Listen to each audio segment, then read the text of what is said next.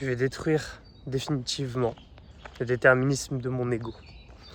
C'est la quête que j'entreprends depuis pas mal d'années et visiblement je suis pas arrivé. Tout simplement par la simple et bonne raison que je suis encore en vie. Et c'est le déterminisme maximal, le déterminisme biologique de faire survivre son corps. Sauf que quand tu t'es éveillé et que tu as compris que ta conscience continuerait même après ta mort et que tu as compris que tu es tout et que tu es éternel quand tu te positionnes dans cet espace vide et plein à la fois, quand tu comprends que tu es la chose et la non-chose, quand tu comprends que ton personnage n'était qu'une illusion justement de ce même ego et que pourtant tu es encore en train de vivre une vie matérielle emplie de désirs, de besoins et de peur, de tout un tas de choses, ça veut dire que tu n'es pas au niveau maximal de ton illumination. Sinon tu serais Bouddha, sinon tu serais Jésus, sinon tu serais peu importe quoi, toute personne ayant connu l'éveil et qui l'a transmis. Donc, et là c'est 100% déterminisme de l'ego ce que je fais, je suis en train de mettre des étapes en ce que je veux faire et sa réalisation, c'est de faire cette vidéo pour expliquer le concept. Sinon, si j'étais vraiment en train de tuer le déterminisme de l'ego et que je prenais les intentions du vrai soi et que je les faisais tout de suite, je serais en train de faire ce dont je vais te parler juste maintenant. Et le projet, c'est ça en fait, c'est de réussir à ne pas faire ce que je viens de faire avec ce projet, c'est-à-dire l'avoir trouvé. Ce projet-là que je vais te communiquer juste après, je l'ai trouvé dans une mort de l'ego. Je l'ai trouvé dans un jeune sans manger, sans boire, sans stimulier, avec boule caisse, plus casque, plus masque. Donc je voyais rien, j'entendais rien. Pendant 48 heures, sans droit de rien faire, sans marcher ni rien, bref. Je t'invite à voir la vidéo d'ailleurs si tu l'as pas encore vue. Cette idée, je l'ai trouvée pendant ce jeûne. Elle avait mûri en amont, il y avait eu des peurs projetées par l'ego, donc du hors du moment présent, quoi, des peurs pour le futur, etc. Et après, elle s'est révélée comme étant pure et réalisable en tout instant et comme un appel du vrai soi pendant cette expérience. Sauf que là, l'envie persiste et pourtant je fais des projections, j'ai peur, je me dis ok, tu vas régler ça, ça, ça et ça et après tu vas le faire. Bref, je n'arrive pas à choper cet espace-là, cet interstice de conscience entre l'émergence de l'idée et l'émergence des peurs pour agir immédiatement. Je me dis, ah non, il faut que je fasse ça, il faut que je fasse ça, d'abord ci, d'abord ça. Donc, je suis encore autodéterminé par mon ego et je le serai probablement toujours parce que c'est comme ça, on est trop conditionné. Mais le chemin est bien plus important que la destination. Et le chemin est très agréable. Surtout quand on avance dans les strates, qu'on a passé la nuit noire de l'âme, etc. Et même après, en fait, la nuit noire de l'âme, quand tu te retournes dessus, c'était un chemin sympa. Donc le projet dont je te parle depuis le début de cette vidéo, c'est que je veux traverser l'Europe à pied, sans argent. Et pour l'instant, je flippe.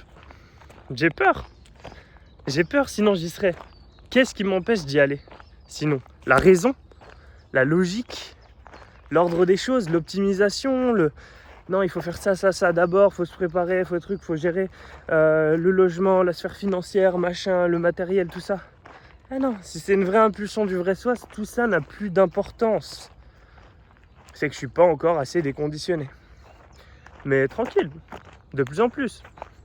Je pars de plus en plus sur des projets fous sur un coup de tête, je pars de plus en plus avec une intention pure, j'ai de moins en moins de peur, etc., etc. C'est un chemin, c'est agréable, c'est sympa. On s'en fout de là où on va, ce qui compte c'est le chemin. Encore une fois, je dis pas un point, je dis pas je veux atteindre là au bout de l'Europe, je m'en fous. C'est la balade qui va être sympa. Et c'est pareil dans le chemin spirituel de l'éveil. Donc voilà, j'ai partagé, j'ai encapsulé. Et pire, ça c'est terrible, ça pourrait me forcer à le faire. Si je suis vraiment pas déterminé par mon ego, mais je suis capable de poster ça sur YouTube et juste de jamais le faire. Parce que si l'envie passe, il n'y a pas de raison de le faire parce qu'on l'a dit. Ce fameux on fait ce qu'on dit, on tient sa parole. Pourquoi? Parce qu'on respecte plus le soi du passé que le soi du présent. Donc ça sous-entend qu'on dévolue. Parce que ça veut dire que le soi du passé valait mieux que le soi du présent.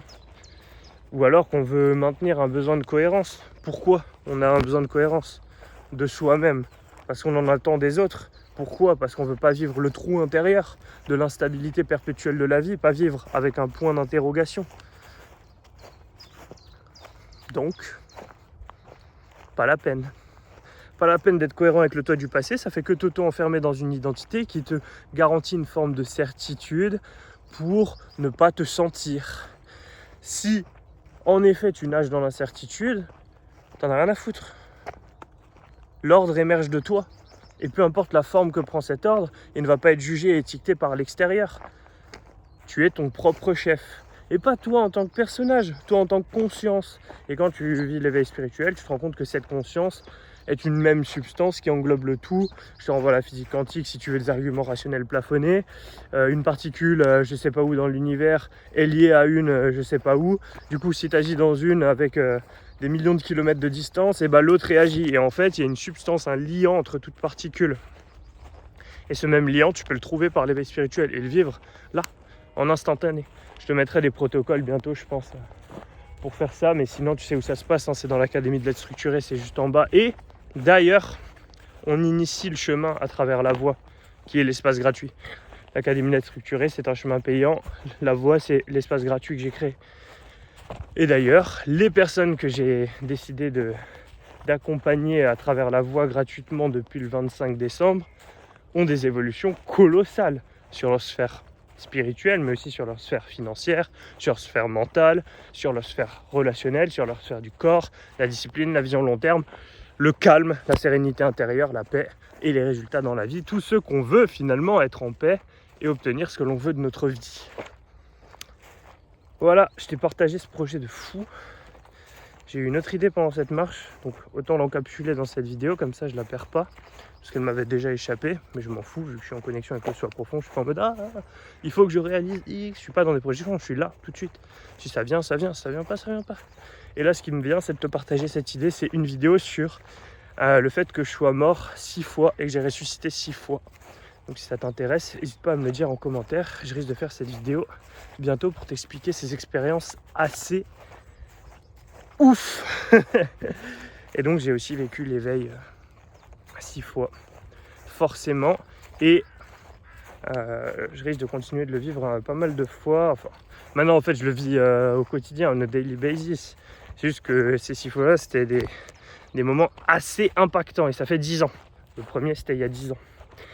Donc je te partagerai tout ça très prochainement, certainement. On est sympa dans la nature. Peace out.